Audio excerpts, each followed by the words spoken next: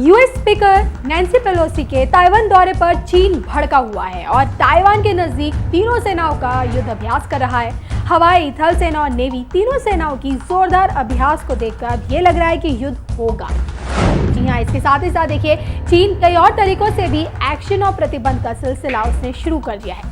चीन ने देखिए अमेरिका संग कई क्षेत्रों में रिश्तों को खत्म करने का ऐलान किया है, तो दूसरी तरफ पेलोसी और उनके परिवार के सदस्यों पर भी प्रतिबंध लगा दिए और इसी को देखते हुए अब अमेरिका की हाउस स्पीकर नैन्सी पेलोसी ने चीन की धमकियों का दो टूक में जवाब दिया है और ये कहा है कि चीन के राष्ट्रपति शी जिनपिंग डरे हुए गुंडे की तरह अब व्यवहार कर रहे हैं। जी हाँ, शी जिनपिंग खुद की असुरक्षा के चलते इस तरह की धमकियां दे रहे हैं, लेकिन इसका मतलब ये नहीं कि हम धमकियों से डर जाएंगे और अपना शेड्यूल ही बदल देंगे। पेलोसी ने देखिए एक टीवी कार्यक्रम के दौरान ये कहा कि अमेरिका में कांग्रेस के लोग चीन के हिसाब से नहीं चलेंगे।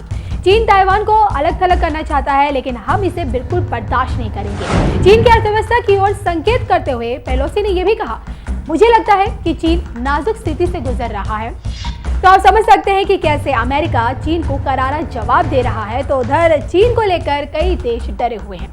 चीन ने ताइवान की राजधानी ताइपे के ऊपर से कई मिसाइलें दागी हैं और उसके साथ ही साथ देखिए जापान ने भी ये दावा किया है कि कुछ मिसाइलें उसकी समुद्री सीमा में भी गिरी हैं। चीन की हरकत का जवाब देने की तैयारी अब ताइवान ने भी शुरू कर दी है। रिपोर्ट्स की माने तो ताइवान भी युद्ध अभ्यास शुरू करने वाला है। ताइवान के विदेश मंत्रालय का ये कहना है कि चीन आक्रमण की तैयारी कर रहा है और वो इंडो पैसिफिक रीजन में यथास्थिति बदलने की कोशिश भी कर रहा है।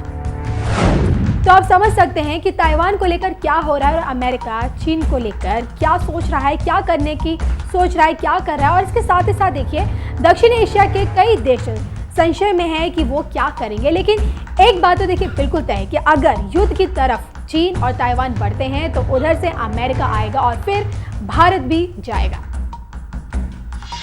देखना ये होगा कि रूस किधर जाएगा, लेकिन जो कुछ भी होगा उसका नुकसान पूरी दुनिया को भुगतना पड़ेगा और इससे इंसानों का ज्यादा नुकसान होगा। लेकिन जो भी हो, लग ये रहा है कि इस बार दक्षिण एशिया काफी सुर्खियां बटोर रहा है और अमेरिका और चीन के बीच द्वंद्व युद्ध जारी है।